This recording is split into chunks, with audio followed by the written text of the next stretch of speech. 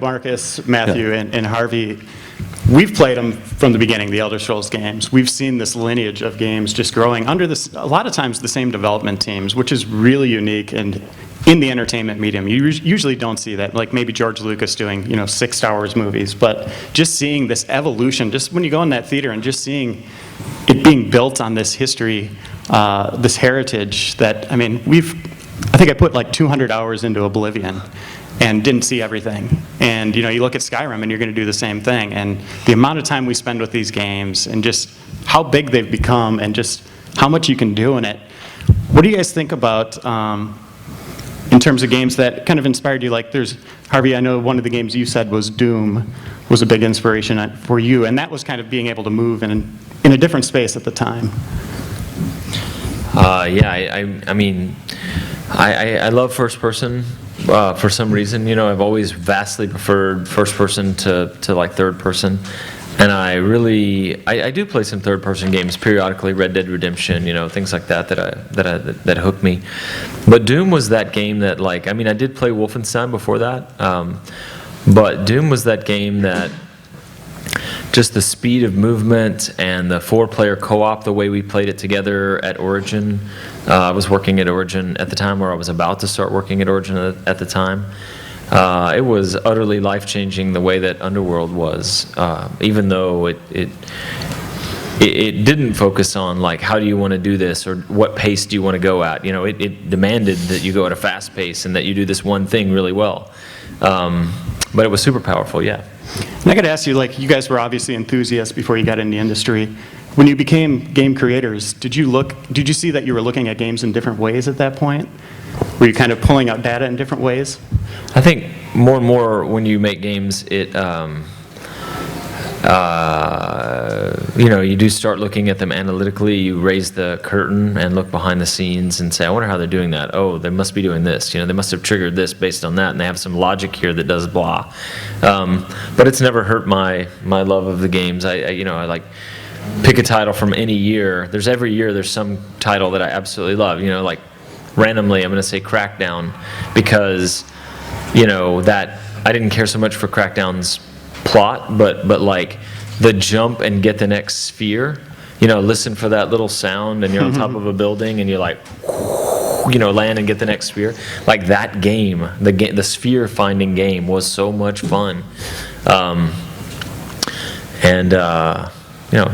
Super powerful. And it's yeah, we've played open world games before. We played open city games before. We know that some of the damage you did when you go around the corner is going to cash out because they can't hold the whole chunk in memory or whatever. But it doesn't matter. You just lose yourself in whatever this game can do if you're having fun in it. Before we did this panel, I talked to these guys about what games they liked when they were growing up. And the funny thing was Marcus, you listed pretty much every game ever made. Yeah. I didn't want to lose out on anything. But one of the ones that really stuck out that it seems like kind of a genre that's disappeared were the LucasArts adventure games. Yes. Why don't you talk a little bit about your love of those? Well, I'll spread it out a little bit more and go back to your last question too, which is the games that kind of influenced you in the way you think about games. I look at games like the original Prince of Persia and Another World and those adventure games, and you really had to kind of reverse engineer those games already because they had to pack a lot of game in a little bit amount of screens. So I was reverse engineering by mapping out every screen and trying to figure out, okay, what panel do I have to jump up and knock down and do all those sorts of things. And that's sort of how I became a designer, was thinking about how games are created and having to list, like what Harvey said, that what sound effect really worked and what do they do with the music that really worked. And I think that all started with just trying to play those games that were really, really hard back then. And then there was the LucasArts adventure games, which were they brought humor to the table, and I think part of it, and this was before they did everything Star Wars. There was a time for those of you. Sierra Online mostly did like King's Quest and Police Quest and all those games, and I think that's who LucasArts was trying to compete with. But it's hard to compete on the same ground, so they definitely, those group of guys are just sort of wacky, and they went in a totally different direction when you have the Monkey Island games and Sam and Max and Day of the Tentacle, and just, I remember playing Day of the Tentacle and realizing you could sit down on the computer and play Maniac Mansion in its entirety, and just thinking you can have a lot of fun making games. I really, really want to do this for a living. And then I worked on Resistance, which is completely humorless. So, I don't know how that works.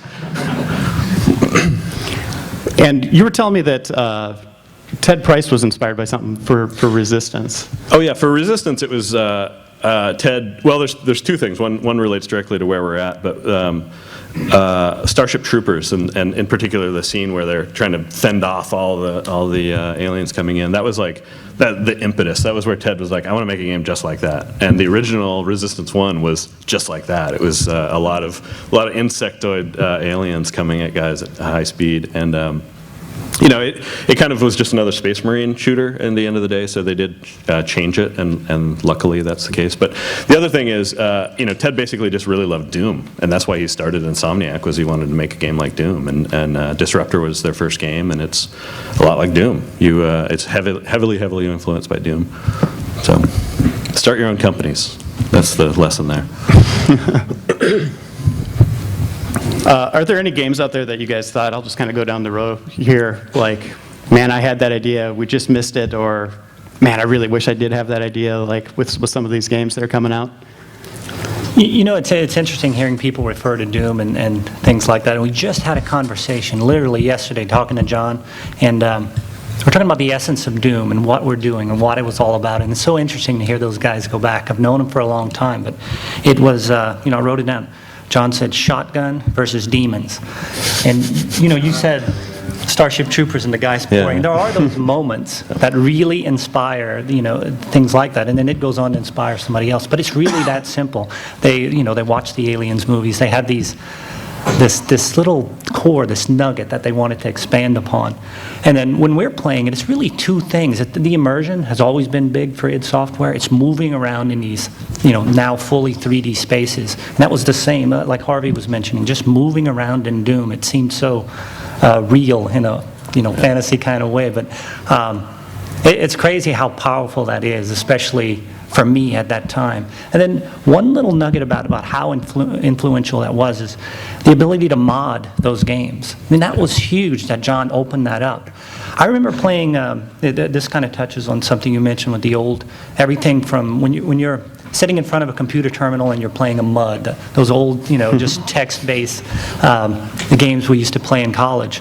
And then we started getting a little bit of the graphics with, I remember playing Wizardry over and over, and just, you map out your own little dungeons.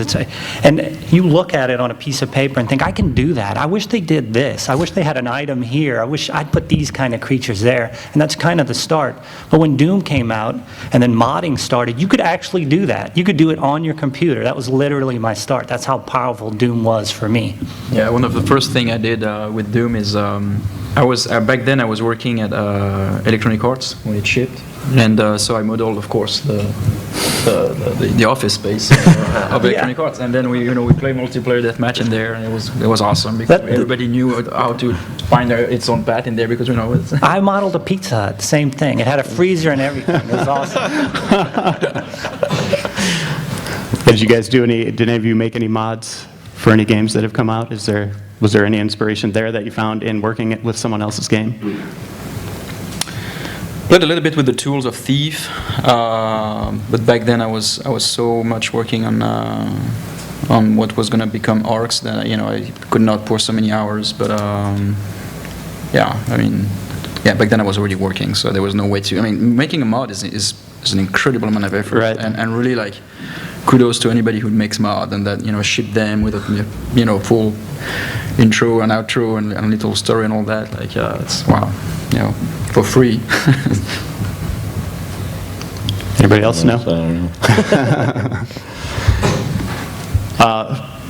And then like Dishonored and Rage and Resistance, are these really breathing, living worlds, like these new creations that we're seeing, like BioShock, Arkham Asylum, like where the world is almost a character in itself.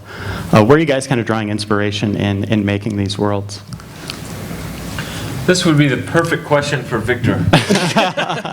Well, then I'm going to impersonate Victor. It would be a perfect question for him. We work with him, of course, but it's always interesting the way that it starts with something real.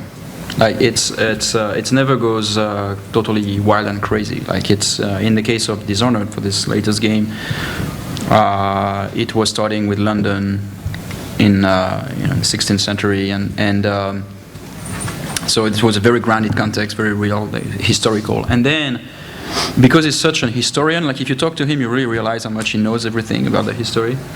Then he thinks in terms of what if. And so then he starts to strip some of the layers that existed for real in the history. Like, let's imagine there's no industrial revolution. Let's imagine there's no Renaissance. Let's imagine this or that. Let's imagine that these people didn't go to war. And then that's the way. And of course, this is all entirely transparent to the viewer, to the player. He doesn't really know what's the strings behind. But all those rules then operate as filters to design the world and make it very, very coherent and real, even though it's not. And that's how he does it, which is really cool.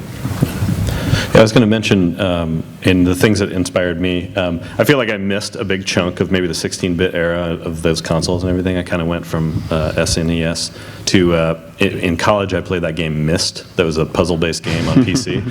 And it was a hypercard stack. It was like, simple 2D screens with a few bits of music and sounds and everything. But I was just in awe how it was able to, sort of take me out of the computer lab in its simplicity, and it created its own unique, very, very consistent world. And I think that's what at least draws me to games, is trying to make that. I want to make the really consistent world. Like when I played Half-Life 1, it was like, I've never been to a secret military base, but damn, this is probably what it feels like. I feel like I know what this world is, and they were so consistent with it. So that to me is the ultimate goal of making games, is transporting you to a different world, even if it's your own world. I mean, GTA, I feel like I know that city pretty well, but I love, kind of finding the meta games. Actually, speaking of Doom and Wolfenstein, I think there were sort of the three genius things. The one was shareware, which meant that all of us played those games, from Commander Keen to Wolfenstein.